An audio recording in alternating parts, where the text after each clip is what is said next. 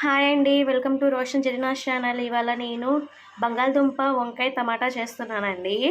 ఇది చపాతీలో పుల్కాస్లో బాగుండిద్దండి. ఇలా ట్రై చేయండి. మీరు ఎలా చేయాలో చూద్దామండి.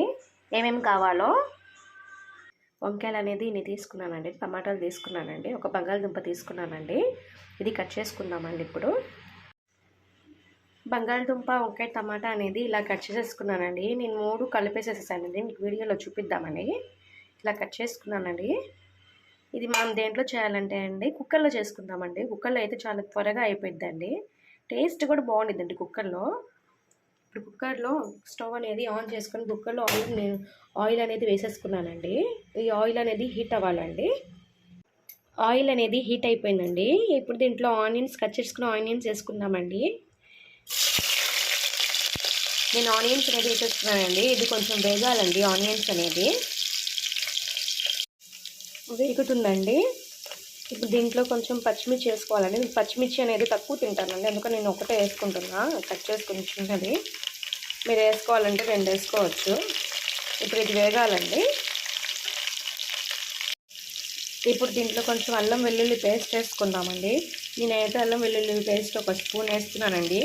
అంటే చిన్న స్పూన్తో అయితే స్పూన్ అండి, నేను పెద్ద దాంతో వేస్తున్నాను కాబట్టి స్పూనేనండి అది.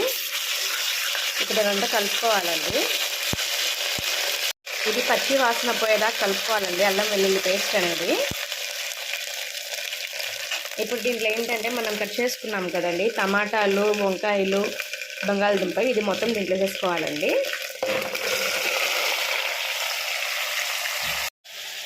ఇప్పుడు ఇది కలుపుకోవాలండి మొత్తం.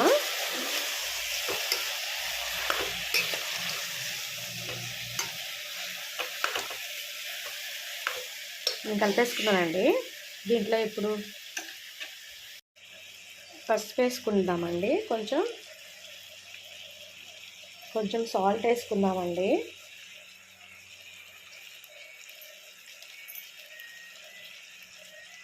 కొంచెం కారం వేసుకుందామండి. ఇప్పుడు ఇది మొత్తం కలుపుకోవాలండి.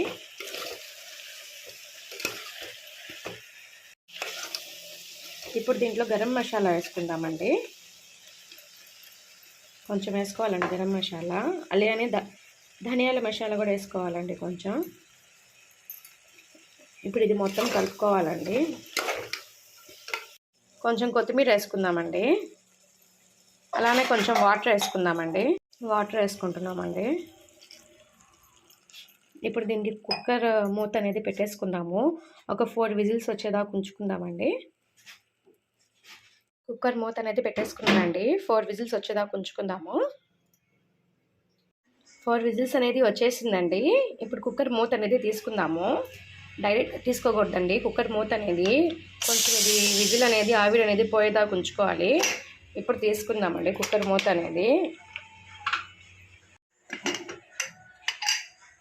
నేను తీసేసుకున్నానండి కుక్కర్ మూత అనేది. చూడండి, కర్రీ అనేది త్వరగా కుక్ అయిపోయింది 4 విజిల్స్కే. ఇప్పుడు ఒక గిన్నెలో తీసుకుందామండి. నేను ఒక గిన్నెలో అనేది తీసేసుకున్నానండి. బంగాళదుంప వంకాయ టమాటా రెడీ అయిపోయిందండి. చాలా టేస్ట్గా ఉండిద్దండి. మీరు ఇలా ట్రై చేయండి. ఈ వీడియో మీకు నచ్చినట్టయితే లైక్ చేయండి, సబ్స్క్రైబ్ చేయండి, కామెంట్ చేయండి. Thank you so much.